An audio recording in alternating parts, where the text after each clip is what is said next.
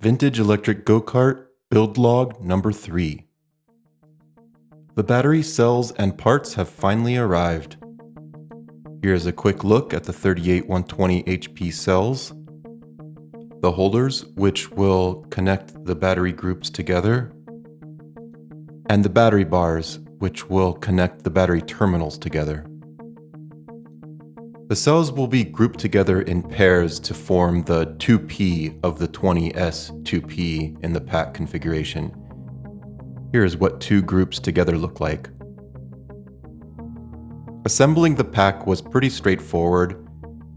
Each row has 5 groups and there will be 4 rows for a total of 20 groups of 2 cells each. Voltage looks good. Each cell came at about 3.33 volts, give or take about 10 millivolts.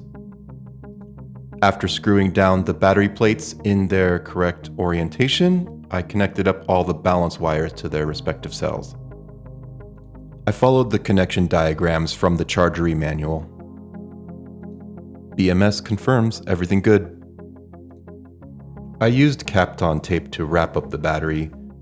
This should prevent any unwanted sparks or shorts from stuff accidentally touching the terminals.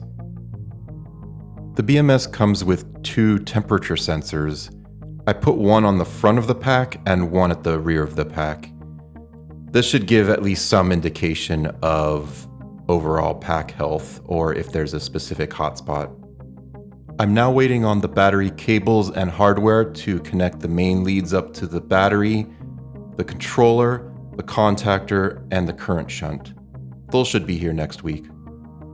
Since that is all I can do on the battery at the moment, I turn my attention over to the front control panel and the wiring harness. Here's the start of the wiring that will live in the control panel. It's going to be a little tiny board that will house the wiring for the LEDs, the switches, and the harness that goes back to the controller. I'm thinking I'll also wire up the display so that it has a path back to the BMS main module. The LEDs I've chosen for the control panel are 12 volt, but the LED for the BMS alarm is 1.9 volts. I'm going to use a solid state relay to drive the 12 volt LED from a 1.9 volt source.